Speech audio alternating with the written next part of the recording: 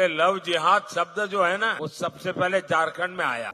पहले मटन, मच्छी, मुस्लिम आरक्षण, मुजरा तक आ गया बीच में। अब लव जिहाद आ गया है। वो कह रहे थे देश के प्रधानमंत्री की लव जिहाद शब्द पहली बार झारखंड में आया। ये लव जिहाद भी आ गया, अब तक मिस था। वो सुना आपने प्रमुख साहब, लव जिहाद? बोले लव जिहाद शब्द जो है ना वो सबसे पहले झारखंड में आया। ये डिबेट क्लियर हो रही, मुझे इस बात हंसी भी आ रही है थोड़ा सा। नहीं, हंसने की बात नहीं है, मुद्दे पर तो चुनाव हुआ ही नहीं, तो आपको मुस्कुराहट आ रही है, हंस रहे हैं आप।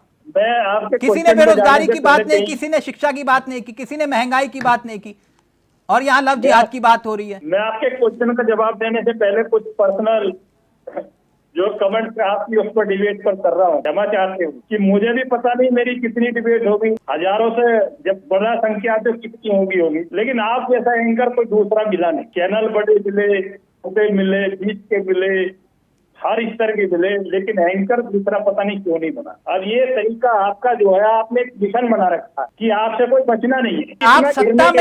आप सत्ता में है तो मैं सवाल पूछूंगा आपसे, बस मेरा लड़के नहीं करते। आपका नजरिया अलग है प्रमुख साहब, मेरा नजरिया ये है कि अगर आप सत्ता में है तो मेरा फर्ज ये बनता है, पत्रकारिता का धर्म मेरा ये कहता है कि मैं आपसे सवाल करूं। बताइए मैं गलत हूं या सही हूं? मैं बिल्कुल ठीक, आप ठीक हो कलेक्टर, इसलिए मैंने बात कही है। तो मैं आपसे बस ये कह रहा हूं कि मुद्दों के आधार पर चुनाव होना चाहिए कि नहीं। आपने वादा किया था कि जब आप सत्ता में आएंगे तो शिक्षा का बजट बढ़ाएंगे, लेकिन क्या शिक्षा का बजट बढ़ा? इस पर चर्चा हुई देश में? नहीं हुई। कलेक्टर, मैं एक चीज और क्लियर करूंगा क्योंकि अब समय भी पूरा हो गया। नहीं, मैं आपको एक्स्ट्रा समय दे सकता हूं अगर आप चाहें, बस मेरे सवाल का जवाब मत दीजिए, एक्स्ट्रा मत दीजिए।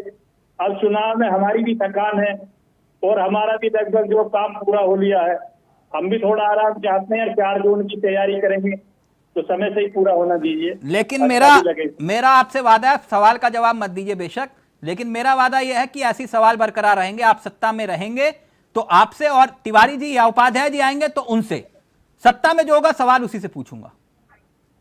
नहीं, ये बिल्कुल आपका ठीक है, इसमें कोई सवाल का जवाब ना दें कोई दिक्कत नहीं, लेकिन हाँ सवाल जरूर पूछूंगा। नहीं, सवाल पूछना भी ठीक है, और मैंने उसी लिए कहा, ठीक, मैंने कहा कि आपसे बच पड़ा इसलिए कि पूरी डिबेट खत्म होगी। लेकिन कलेक्टर, तुम्हारे सवाल कहाँ से आते हैं?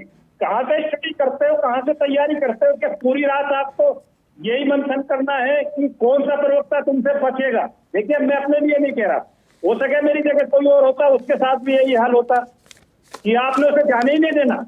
एक संविधान, एक देश की बात करते हैं, सुशासन की बात करते हैं, सुरक्षा की बात करते हैं, और चौथी पंक्ति में खड़े हुए अंत्योदय के गरीब व्यक्ति की बात करते हैं। हम वो है कलेक्टर, हमें परिवारवाद या इस पर ज्यादा चर्चा करने की जरूरत नहीं है। कितने हमने जो है महंगाई पर चर्चा की है, जीडीपी पर चर्चा की है, देश की विकास दर पर चर्चा की है, जो नहीं करते थे इस वक्त क्या काम होता है?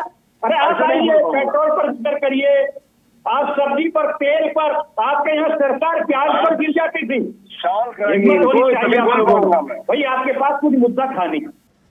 मैंने सिर्फ सवाल पूछा था प्रमुख साहब, मैंने फिर कहा सवाल पूछता रहा हूं। जवाब दे रहा हूँ आपको, ठीक, कि माननीय प्रधानमंत्री जी ने जो भी कोई जवाब दिया है कलेक्टर, जो भी बात आई, पूरे आपको निचोड़ बता रहा हूँ, निष्कर्ष 4 पेज के क्वेश्चन का निष्कर्ष 4 लाइन में होता है और कहीं कहीं 2 में होता है।